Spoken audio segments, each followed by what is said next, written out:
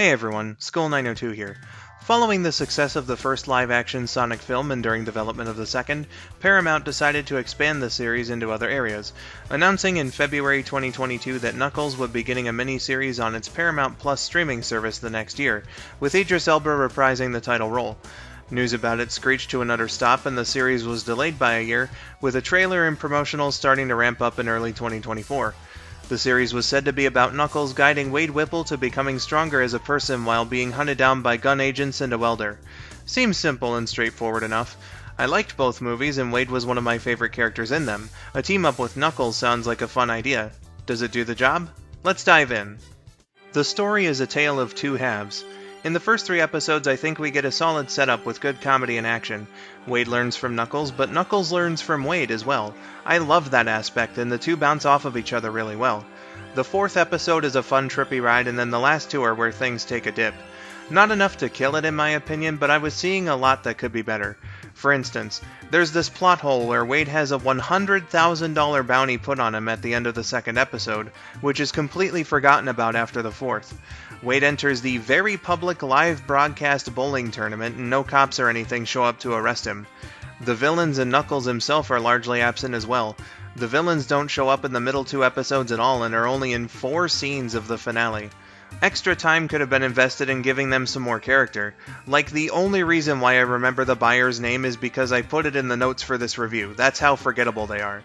When it comes to Knuckles, his spotty appearances are more balanced in that regard, so at least it feels like you're getting more of him, but it comes at the detriment of both him and the villains since they're given such little time.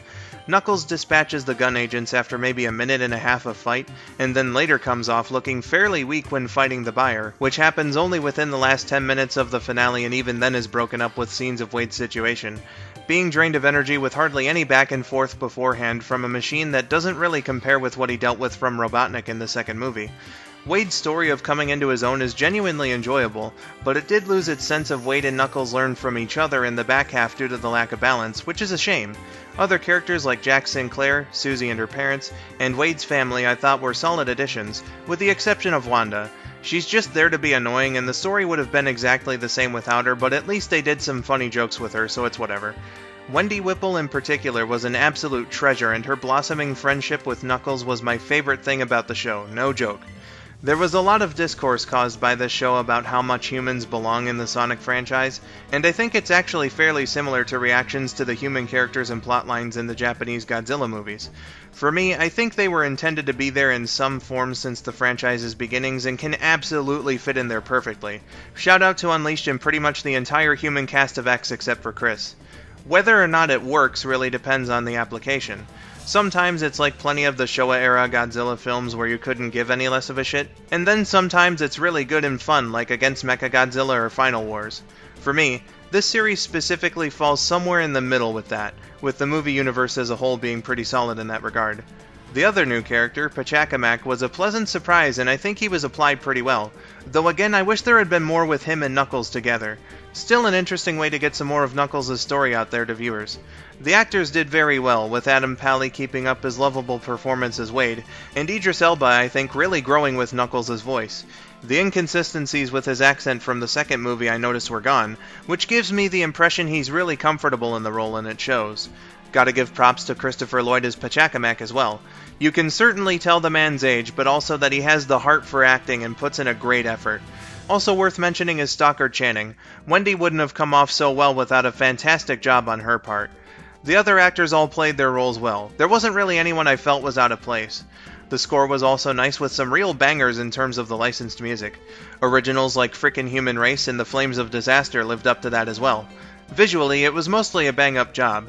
The CGI is basically on par with the movies, and I absolutely love the credit sequence.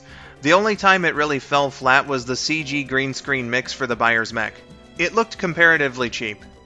As a whole, Knuckles is an enjoyable series that mostly does a good job at what it is, but fell short at what it was supposed to be, with some problems in the plot and structure that, if corrected, probably would have made it better as a TV movie instead. The marketing really gave this impression that the Echidna was going to be the main player here, and his lack of screen time comes off as deceptive because of it. A streaming service lying about something? Why, I for one am shocked!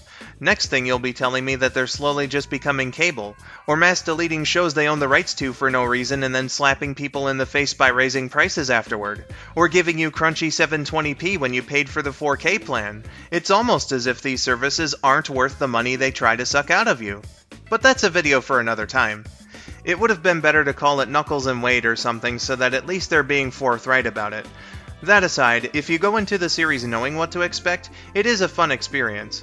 It's also got some extra lore for the movieverse mixed in with some really creative references too. Like the Flames of Disaster? I didn't see that one coming. If you're a fan of the first two movies, I'd give Knuckles a recommendation. Just know what you're getting into. Thanks for watching. Feel free to let me know what you thought about the video in the comments. Give it a like if you liked it, or a dislike if you didn't. If you'd like to see more, subscribe and click the bell for notifications. It's free and you can opt out anytime. Here's a playlist with similar content, and my Twitter. I have been Skull902, thank you again for watching, and have yourselves a wonderful day. One thing I also love is that it gave us this beautiful costume. And a fucking WWE crossover, I mean come on, that's great.